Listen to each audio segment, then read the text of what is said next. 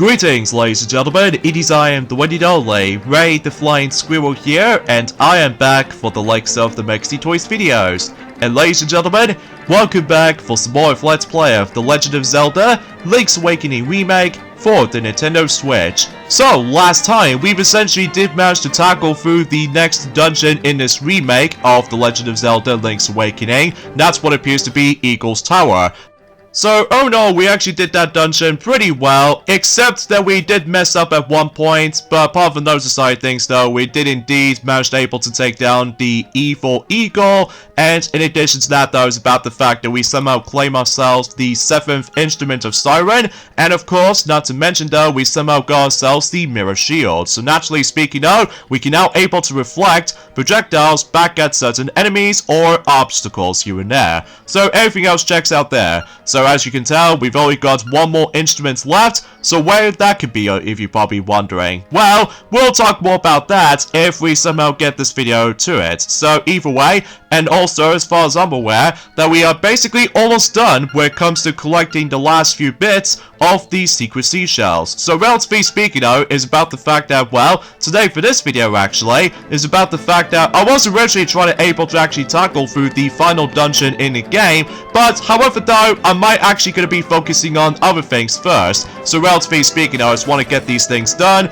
before anything else happens. So either way, his Marin just somehow got trapped into that particular bridge, so naturally speaking though, we need to rescue her by once again trying to utilize the hook shot, just like the forms of how it does it on the Game Boy / Game Boy Color version, except the noticeable differences this time is about the fact that once we do manage to rescue Marin, I believe about the fact that there's no picture to take this time around, unlike the Game Boy Color version that you can able to actually have that particular picture. So yeah, something's worth noting for. So anyways though, a few things I want to talk about is about the fact that, well, today's date of course there is the 10th of October today, in some cases in 2024 today. So relatively speaking, it's about the fact that we've only got about 1 week left until Super Mario Party Jamboree is going to be releasing. So yeah, I'm still basically excited for this game, and it's especially noticeable concerning for the fact that I can't even believe we now ended up approaching onto the 18th Mario Party game throughout the entire series. And as a result though, it's pretty crazy to believe that Mario Party is about to be getting a lot of sequels, even new games to top it off. So either way though, however, there are a few occasional games out there, but its only existence is in Japan though, which appears to be the arcade games that usually requires us to deal with the forms of gambling. So because of that though, so that's pretty much technically it's like 20 more Mario Party games during the forms of in Japan. So yeah, that's as far as I can try to say about that, I guess. So, and I'm very curious to know about the fact that until next week, I'm very curious to know how the review scores is actually going to turn out for the sake of the forms of Super Mario Party Jamboree, but I suppose we'll find out more about it, as I said before, until next week. So because of that though, and also during around that time though, is about the fact that I'm pretty concerned about the fact that we've only got about 15 more days to go until Sonic X Shadow Generations is going to be releasing. And also during around that time actually, I believe later on, probably today or tomorrow, depending on the forms and the time zone. Basically though, is about the fact that the third and the final episode in terms of Sonic X Shadow Generations Dark Beginnings, which is of course to the arc. So no matter what though, I'm still very curious to know how that episode is going to place out to be, but I'm sure enough though is about the fact that we'll let Sonic will mention more about it, probably once he just somehow managed able to finish up everything for the sake of Sonic the Hedgehog 4 Episode 1, and eventually the later episodes to come. So either way though, it's also worth noting for actually, is about the fact that until tomorrow actually, that one of those Nintendo GameCube games is about to be celebrating its 20th anniversary until tomorrow. That's what appears to be none other than Paper Mario The Thousand Year Door. So no matter what though, well, conveniently enough though, I might also say this in the earliest point in time, happy 20th anniversary of the game's release of Paper Mario The Thousand Year Door. In some cases, still is my favorite Paper Mario game I have ever played, especially concerning for the fact it is pretty cool about the fact that the Switch version is now a thing. So basically that is about the fact that we don't have to necessarily try to worry about the economy problems for the sake of the forms of the original release on the GameCube, because obviously though, if you try to go for a complete copy of the game, usually for the sake of the forms of the game's disc, alongside with the forms of the instruction manuals and leaflets and etc., including the box as well, it will be pretty difficult these days, especially concerning for the fact that if you really want to experience on the original form, well, obviously that was about the fact that I can seriously still recommend the game, especially concerning for the fact that I can honestly recommend the remake even more, just because not only for its superior graphics, but as well as for that though, added some very good quality of life improvements in addition to some new content here and there. Well, then again, I'm probably not going to spoil things too much, considering about the fact that that particular remake of Paper Mario The Thousand Year Door has already been out for about, I would say, almost 5 months ago at this point, so, man, time flies, you know? And it's also worth noting though, actually, is about the fact that there are quite a lot of more anniversary games has already been happened, for the sake of the forms of certain games have been released since in 2004, and are about to be run down the list of celebrating 20 years since these games have been officially been released since in 2004. Like, for instance, it's about the fact that some of these games in particular that I suppose I totally forgot to mention about, and those are Bad Boys, Miniature Takedown, and Call of Duty United Offensive or something, and there's also Fable, Sly 2, Band of Thieves, and The Sims 2. Usually those games did originally came out in 2004 in September 14th, so yeah, happy 20th anniversary of those games in particular. And it's also worth noting for is that since in the 16th of September in 2004, well, for those of you who lived in Japan, did you guys know about the fact that Pokemon Emerald has officially became 20 recently? Well, only in Japan that is, because it wasn't until later on in 2005 that the English versions were able to experience Pokemon Emerald for the first time. So because of this though, yeah, it's pretty crazy kind of think about it. Although, unfortunately though, every nowadays when it comes to the genuine copy of Pokemon Emerald, in terms of the forms of the economy these days, it's disgustingly expensive. Like, I still have no idea that certain Pokemon games these days are gonna get super duper expensive. At least I'm referring to as the old school Pokemon games, not so much the newer ones, because no matter what though, like for instance, I did somehow manage to able to come across into the genuine game copy of the forms of not only Pokemon Platinum, but as well as the forms of Gen 2 remakes, which appears to be Soul Silver and Hard Gold version, and my god, the economy is ridiculous, especially concerning for the fact that, while I understand about the fact that it does manage to contain an exclusive accessory with the Pokewalker, but I will admit though right away though, I was expecting to try to able to actually get Hard Gold version, able to experience Pokemon for myself on the Nintendo DS, but unfortunately though, that's probably not going to happen in some cases, just because, again, the economy is pretty much, well, too expensive, you know? So, yeah, that's as far as I can try to say about that, I guess. So, anyways though, as you can see right there, I'm about to be using the actual warping system right here, because technically though, we've only got one more Secret Seashell left, and do you want to know where that is exactly? Well, as you can tell, I'm directly trying to able to actually find the last Secret Seashell in the game, and you see that sensor right there for a second ago? Well, that's this particular spot right there. So there we go, we've gathered every single Secret Seashells in The Legend of Zelda Link's Awakening remake for the Nintendo Switch, making a grand total of 50 of these things. So, yeah, seems quite a lot, potentially speaking now. Although, if I was trying to able to actually play through Hero Mode on my spare own time,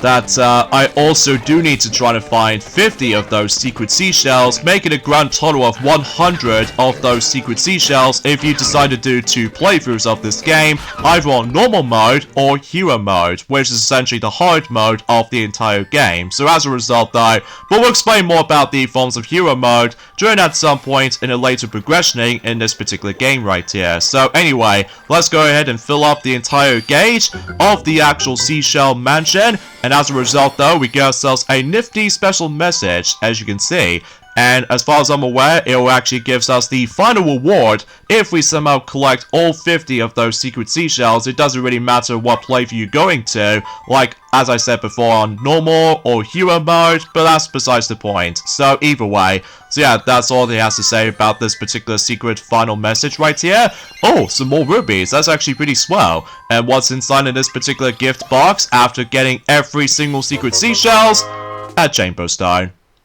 Lame. Oh well, no big deal though, especially concerning for the fact that I was assuming about the fact that they're trying to able to go for a much more advanced coolant sword. Well, as a result though, it might actually be quite enough or anything else like that. Well, mind you, it has been about quite a while since I actually have last played this game for sure, and straight to the point though is about the fact that thank goodness I'm feeling a little bit more better than in forms of how it does it since yesterday, because my goodness, the cold illness is really irritating, especially again, no wonder why the uploading schedules for 2024 in our channel was struggling. So because of this though, because gee, no wonder why about the fact that the forms of some parts of Sonic Boom Rise of Lyric has been delayed, and on top of that, that could be also applies for Princess Peach Showtime as well, and even much more, including with the forms of Super Mario Bros. Wonder, as well as the forms of Donkey Kong Country Tropical Freeze, either on the Wii U or the Switch version these days. So anyway,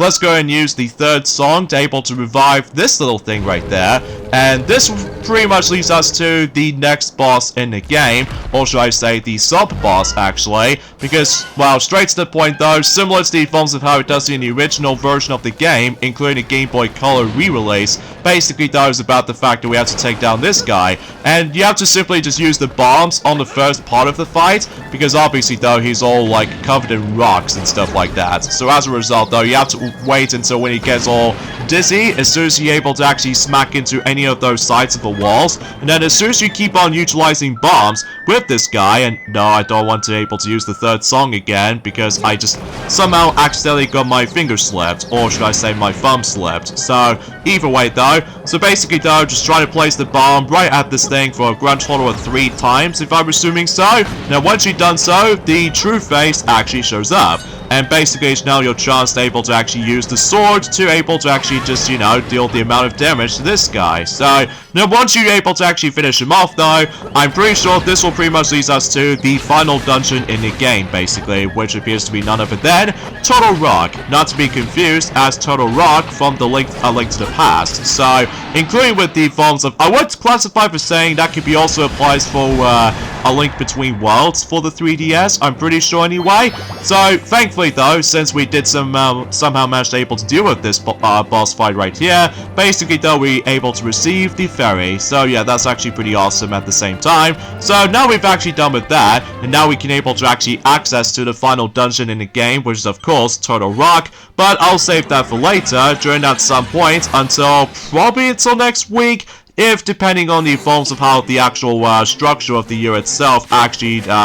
more resides for that matter. So anyways though, so yeah, let's focusing on some extra stuff from now on though. So for instance, it's about the fact that we're able to actually gather some more rubies, potentially speaking though, and as I said this before, it's about the fact that it actually requires me to do with a lot of editing when it comes to trying to deal with the forms of other secrets worth noting for, and relatively speaking though, it's about the fact that, well, fundamentally speaking though, it's about the fact that we are pretty much almost done when it comes to the forms of the Trinity game, when it comes to obtaining all of those figurines, and that could be also applies for the fishing itself as well. And that also applies for the forms of the Dungeon Maker as well, with Dampé more than anything. So anyway, so here's the forms of the peculiar figure, which appears to be the Piranha Plant figure right there. So I wonder if it's possible I could, oh wait a second.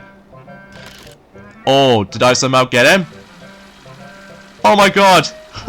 Okay then, that works for me, especially concerning for the fact that it did took me about 1 try to able to get that particular Piranha Plant figure. So yeah, that's actually pretty close, especially concerning for the fact that, well, unlike in some other figures though, it can be a bit of a pain sometimes, because the forms of the physics has been changed for the claw machine, as I stated this before, since in about a couple of days ago, including, well, any other parts for that matter. So anyways though, back into what I was saying about the forms of other games released in 2004 has recently celebrated its 20th anniversary. That's where it appears to be that Crisis Zone has also celebrated its 20th anniversary since on the 17th of September. In addition to that, since on the 20th of September, F-Zero GB Legend for the Game Boy Advance has recently celebrated its 20th anniversary since about a couple of weeks ago, and no wonder why about the fact that F-Zero GB Legend is now going to be included for the sake of the forms of the Nintendo Switch Online expansion pack, which, speaking of which, until tomorrow, both F-Zero GB Legend alongside with the forms of the Japanese exclusive F-Zero Climax will be expected to be releasing on the Nintendo Switch online expansion pack until tomorrow. So because of this though, yeah, I'm very curious to know how that's going to play out in online functionalities. So yeah, that's actually pretty swell. So either way, I'm pretty sure no matter what though, is about the fact that we've only got about, I would classify as saying 2 figurines left in order to able to actually complete the entire set of those figurines, I'm pretty sure. But either way, so now we've actually done with that, at least for now anyway. So let's go ahead and save our game quickly in case of about the fact that there might be some technical issues. And let's go ahead and deal with the forms of this fishing minigame for presumably for the final time. So this will be fun. Well, it wasn't until whenever we get around on playing The Legend of Zelda Phantom Hourglass though, it'll be a bit of a painful process, especially with one of those specific rewards that you do need to get in order to able to get yourselves any other hearts for that matter. But that particular topic can wait in a later time, I suppose. So either way, so as you can see, we've actually come across into this peculiar fish at the bottom of this particular pond. So as a result though, we do need to able to catch the blue heavyweight fish. So not only do we have to do this once, but twice as well, if you decide able to go after the remaining of those particular chamber stones. So generally speaking, I was about the fact that in order to actually catch those types of fishes though, is about the fact that you have to continue your progressioning in terms of the forms of trying to go for the main quest in order to actually do all this kind of stuff. So either way, so there's the first one right here. So we can expect to get ourselves the first chamber stone in this particular fishing minigame. So and I think, relatively speaking, I was about the fact that once we do manage to find the second blue heavyweight fish, I think that pretty much does it for the fishing for the sake of time. So yeah. Okay, so there's the second one right here, despite the fact I had to keep on, exit out during the falls in the fishing minigame, because as I stated before, the fishing spots can be randomized at times, especially concerning for the fact that we might be able to see occasionally, though, for the fact that if we do keep on, going back into the fishing stuff for about a grand total of multiple times, that we might able to get on rare occasions that we might see bloopers or cheap for that matter. But let's not worry about these right about now, because obviously though we've already got every single Secret Seashells up to this point. So either way, but again, don't get your pressure too much, especially concerning for the fact that if you tap the A button rapidly so many times, if the actual fish just keeps on going going all crazy and stuff like that, because otherwise though you might get a chance of able to get a massive screwage. So either way, there goes the next chamber stone right here. So suffice to say, fishing minigame in this remake is pretty much done. So because of that though, geez, that's actually quite a lot that we somehow deal with on the actual fishing minigame this time around. So yeah, that's actually pretty swell and everything. So anyway, so now we're done with that. I suppose, for the time being though, let me quickly double check what's in this store, so just to ensure for the fact that we might able to actually buy one of those chamber stones in the actual shop. And as a result though, it actually cost about 1,280 rupees, so yeah, it seems it's going to be pretty expensive. But if you really want to get out of your way to able to go after every single chamber stones, you have to do a lot of grinding with all these rupees. And as a result though, for the sake of the funds of this playthrough anyway,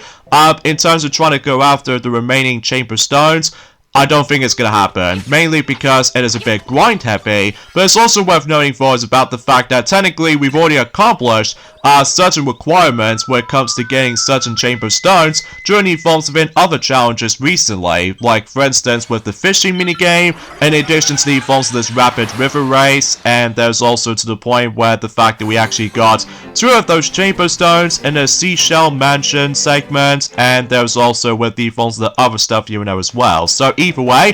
for the time being though, before we get onto the evolves within a final dungeon in the game, which is of course, as I stated this before, Total Rock, we need to meet up with Dampy again, and just to ensure for the fact that we can able to tackle through next different tasks with the forms of the dungeon making stuff. So either way though, and the fact that no matter what though, it has been quite a while since we actually got to this point right here, especially considering for the fact that after all we are, you know, pretty much almost done with the game. So as a result though, yeah, it's getting really close out to this point. So either way, so after all, about the fact that we've already done the first few tasks from the likes of in the first category, so now we are about to be moving on to the level 2 variant of those specific tasks. So either way though, and as I said before, this might take a bit while, so either way. Alright, so now we've actually sorted out the layout, so I'm hoping this will turn out, especially considering for the fact that if I dare mess this up, like, for example, if I run out of keys, and then if I don't open up the corresponding doors, thankfully though, there's an option for you that you can able to actually restart your progressioning of this particular dungeon as far as you somehow created. So, at the very least though, is about the fact that certain options were generous enough as it is. So, anyway, so there's also another thing worth mentioning for actually, is about the fact that there's even a couple of more games has recently celebrated its 20th anniversary since enduring evolves within during in 2004 in October, and those are let's just say Scalar, as well as Mortal Kombat Deception for the PlayStation 2 version most likely, and Tony Hawk's Underground 2, and as well as the evolves of Mega Man 03 for the Game Boy Advance, and much more later down the road. Jeez, no matter what though, it seems pretty crazy to believe that those games in particular are now 20 years old during that time, which is still, it's pretty crazy to noticing this right from the start, up until now anyway. So, and it's also worth noting for is about the fact that I'm also saying this right about now, unhappy 20th anniversary of the DreamWorks' worst film of all time. That's what appears to be Shark Tale. And while looking back on it though, after 20 years since when the actual film first came out, my god, is it horrendous even to this day, especially concerning for the fact that, well, thankfully though, in 2005, that DreamWorks did somehow manage to able to redeem themselves when it comes to certain releases of not only for Madagascar, but as well as Wallace and Gromit's The Curse of the Were-Rabbit, that usually has a collaboration with Aardman. So, and eventually though in 2006, we got some pretty underrated gems, which appears to be Over the Hedge, as well as Flushed Away, but then in 2007 roll around, when it comes to DreamWorks side of things though, we got some very bad movies during that year in 2007, which appears to be Shrek the Third, as well as B-Movie. I understand the B-Movie was actually kind of there for the sake of the evolves of memes and stuff like that, especially concerning for the fact that one of those actors in particular was actually voiced the main protagonist for the sake of Barry. So yeah, I've got nothing else to ask. So anyway, there's also another thing worth mentioning for actually, is about the fact that one of those modes in Super Mario Party Jamboree, which appears to be Toad's Item Factory, that I'm pretty sure about the fact that you have to do over puzzle stages, I'm pretty sure, similar to the evolves of how it does in Puzzle Hustle from Super Mario Party, except the fact that unlike in Super Mario Party though, that you have to fit those corresponding pixel pieces in the corresponding places in order to able to create the 8-bit counterparts for certain characters, or occasionally 16-bit characters and stuff like that. And it's also worth noting for us about the fact that it does have 30 stages, I'm pretty sure. And as far as I'm aware, when it comes to Toad's Item Factory in Super Mario Party Jamboree, I believe it will also contain 30 stages, so as a result though, it starts off really easily, but eventually at some points it gets a bit difficult as you progress. So yeah, I'm pretty much up for the challenge, especially concerning for the fact that I have to deal with the forms of Joy-Con motion controls for time to time, but either way, that's as far as I can usually try to say about it, I guess. So And speaking of which though, it's about the fact that during at some point until next week, that it may look like it's going to come towards the end of My Little Pony Tale, and during at some point until next week, especially concerning for the fact that I'm still really hoping about the fact that the actual plot does not end off with a cliffhanger, because if it does end up with a cliffhanger, specifically the grand finale of this particular series, and I'm gonna have to give myself my massive criticism when it comes to G5 at this point. So, but that'll be a topic for a later time, especially concerning for the fact that that will be the thing, and during around that time I was going to be pretty excited about the films of Super Mario Party Jamboree as a result. So, anyways though, there's also another thing that's worth mentioning for actually, in regards to the films of something relates to My Little Pony actually. Well, for those of you who are still the brony, myself included, and that's what appears to be about the fact that recently though, since after all about the fact that we're now on the 10th of October after all, so this means happy 14th anniversary of the actual series release of My Little Pony Friendship is Magic. And while looking back on it though, I still find that show to be really dang good in my opinion. I mean, it's definitely the best part about the forms of MLP in my opinion, just because of the visual style, as well as the creator, and even not to mention though, the characters, world building, and as well as the forms of the environments, and even the villains, and pretty much anything else you might able to expect. That Friendship is Magic is definitely the more superior series than the forms of how it does it on Tale in my opinion, including Make Your Mark as well, well as it's mainly because at this point in time, G5 has officially become a failure, or in some cases, flopped, in my opinion. So, but that's just me anyway though, and I'm biased I guess, so anyway, let's move on to the next bit. Alright, so we somehow done the layout, and that's what appears to be like a shape like a bomb. So generally speaking, I was about the fact that thankfully though it doesn't take nearly as long compared to the forms of how it does on the other stage that I somehow did, especially concerning for the fact that again, if you do manage to able to mess up in one of those parts, basically though the game tells you about the fact that you need to acquire those specific tasks in order to able to actually finish building the actual dungeon itself. So anyways though, and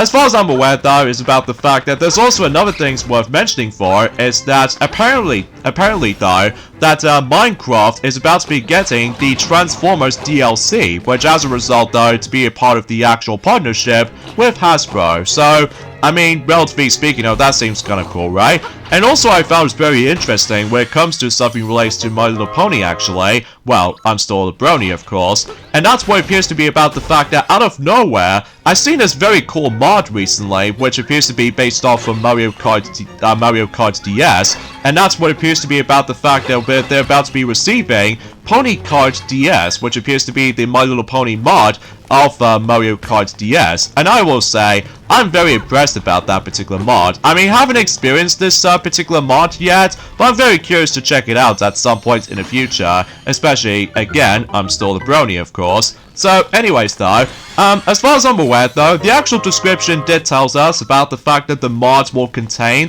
12 custom characters, similar to the forms of how it does it in the actual Mario Kart DS based game, that it also contains 12 characters, which are, well, basically Mario, Luigi, Peach, Yoshi, Toad, Donkey Kong, Wario, Bowser, Daisy, Drybones, Waluigi, and Rob. But apparently though, those characters will be replaced by the forms of certain My Little Pony Friendship is Magic characters, not the G5 characters though, because obviously though, that G5 is kind of a bit overrated in my opinion, and it's also, you know, kind of a letdown for me, but that's just me. And those characters will include, when you start the game that is, for that particular mod, that's what appears to be Twilight Sparkle, Rarity, Pinkie Pie, Fluttershy, Rainbow Dash, Applejack, Spike, and Discord, which is actually kind of interesting to say the least. And meanwhile, when it comes to unlockable characters though,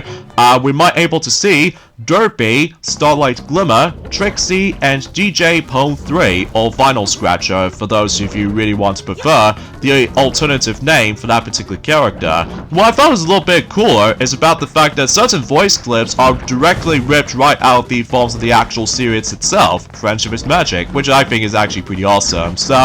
and relatively speaking though, is about the fact that I found it was a little bit odd that GJ Pone 3 does not able to receive their own unique voice clips from someone else, especially concerning for the fact that DJ Pwn 3 does not talk at all, so it makes sense for the sake of the this context, but somehow about the fact that DJ Pwn 3 still has the Rob the Robot voice clips, which is kind of weird, honestly. So, apart from those side things though, whenever I see the actual gameplay in action for the very first time for myself,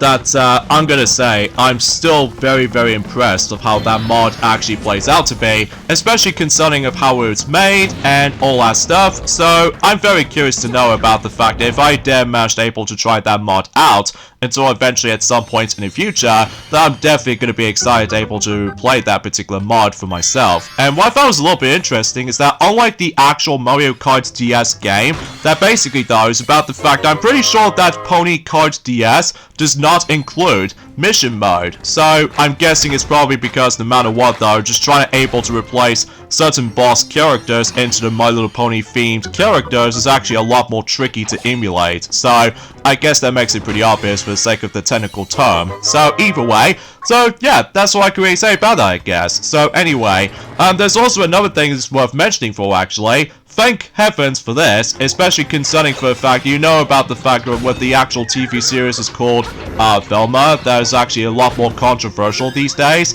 Well, I'm happy to report that Velma has reportedly have been cancelled after 2 seasons. So no matter what though, due to the forms of the massive criticism and on top of all that stuff though, a lot of controversy has been happened. So, and it's also worth noting for actually, is about the fact that when it comes to the forms of the upcoming game Sonic Rumble, I believe it will not feature any of those gacha mechanics in the forms of any English countries, which I'm very grateful for that, especially concerning for the fact that I'm very curious to be able to try that game out eventually once that game comes out, probably at some point by the end of the year, if possible. And relatively speaking, I was about the fact that before I see the actual information stating about the fact that there won't be any gacha mechanics on Sonic Rumble, specifically in the English versions as far as I'm aware, and I was like, oh, thank heavens for that, because unlike in Mario Kart Tour though, the gacha mechanics might still exist, especially concerning for the fact that if you really want to spend your, not only for the sake of the forms of event tokens, but there's nowhere near as bad compared to the forms of how it does it back in 2019, all the way up to 2022 for that matter, so that's besides the point. So,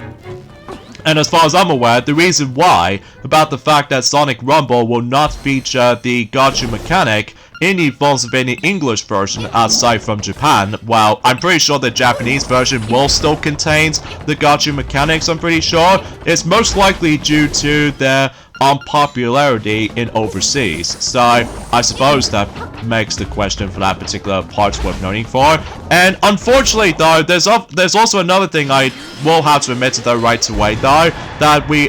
stumbled across into the most unfortunate news once again. And as a result, this time around though, it appears to be that one of those iconic narrators from the English dub of Dragon Ball Z, while the actual actor was called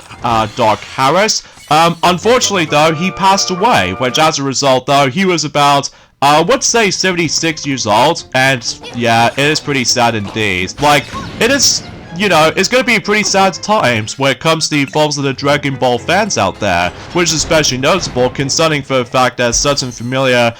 people did pass away, and it's just, you know, it's pretty sad indeed, especially concerning for the fact I still really enjoy Dragon Ball Z back in the day, that is. So yeah, I just have no words to say. So either way, oh, there's also another thing it's worth mentioning for actually, is about the fact that recently though, during the course of it around yesterday potentially though, that recently though, the Nintendo Switch itself has recently gone into the next version update, which appears to be now onto version 19.0.0. And as far as I'm aware, did they add something brand new for the time?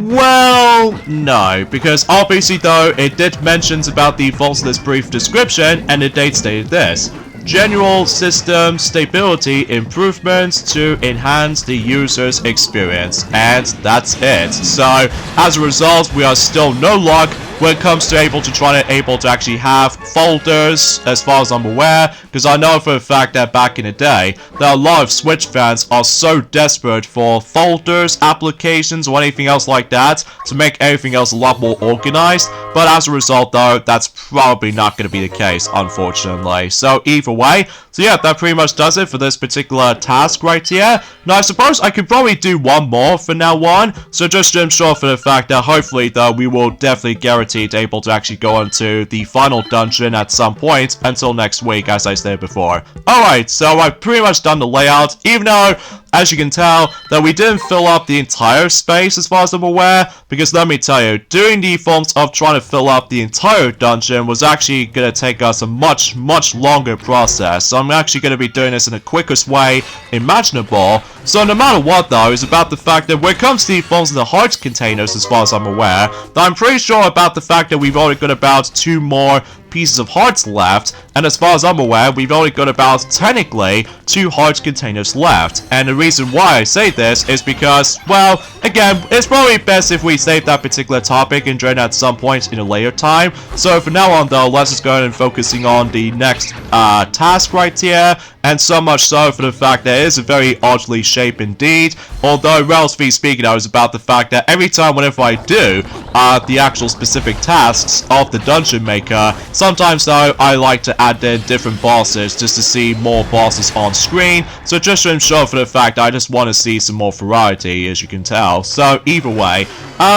also, about the fact that there's a game called Bakeru. I believe that particular game will be confirmed to have the physical version enduring at some point in the West until on February 2025. So yeah, that's going to be interesting. And as far as I'm aware though, is about the fact that one of those levels in Sonic Cross Shadow Generations, in terms of DLC anyway, for the likes of Sonic the Hedgehog 3 movie pack, I believe one of those names of the levels is actually going to be confirmed, as far as I'm aware. That's what it appears to be called, Tokyo Scramble, because as far as I'm aware, you know, with that particular footage of, you know, with State of Play did somehow manage able to reveal, Sonic the Hedgehog 3, the movie pack, during the forms of in the State of Play, and obviously though is about the fact that one of those specific bits of the level does manage to take place in Tokyo. So because of the forms of that particular zebra crossing, and also some familiar buildings in the background and all that stuff, so naturally speaking though, that's as far as I want to able to try to, you know, address that. So also, as far as I'm aware, is about the fact that when it comes to the forms of other stuff worth mentioning for, is about the fact that, you know how the fact that, obviously though, is about the fact that recently though, that Super Mario Party Jamboree has indeed managed to receive the actual demo, during some locations, but only in America, which as a result though, I did manage to able to somehow found out, and as a result though, it was actually located in, let's just say, a grand total of 3 different shops, which appears to be Target, Best Buy, and GameStop. So because of that though, again, it's only in America at the moment, so I highly doubt about the fact that the actual specific downloadable demo version of the game will make it happen, but I suppose we'll find out more about it and during at some point in a later time. So either way, oh, there's also another thing worth mentioning for actually, is about the fact that Front Mission First Remake did somehow receive the actual free content update ever since and around a week ago, since on the 3rd of October, which I suppose I forgot to mention about that, didn't I? So, no matter what though, it did somehow receive Mercenaries update. So as a result though, yeah, everything else will be come to expect. And as far as I'm aware, they also did manage to able to show us the forms of the first look of Front Mission 3 Remake. So, although I haven't exactly looked upon it, as far as I'm aware, just because I'm still basically excited about the forms of not only Super Mario Party Jamboree until next week, like I stated before, but it's also with the forms of Sonic X Shadow Generations, as well as the forms of Mario Luigi Brothership, and even Donkey Kong Country Returns HD, and of course Metroid Prime 4 Beyond, and much more, assuming of course about the fact that we're miles able to wait and find out during at some point until 2025 and beyond when it comes to Nintendo side of things. So anyways though, There's also another thing I surprisingly forgot to comment on back in Journey Forms have been around a few days ago, and so much so for the fact that recently though, since in Journey Forms are around a few days ago, since on the 25th of September, recently though we actually got ourselves the first batch of those review scores in terms of The Legend of Zelda Echoes of Wisdom, and so far the review scores is actually once again pretty good, much like any other Zelda games up to this point, and so much so for the fact that IGN receives the game 9 out of 10, and GameSpot also receives the game 9 out of 10. Eurogamer receives the game 4 out of 5, which I'm presuming is like 4 stars out of 5, I'm pretty sure.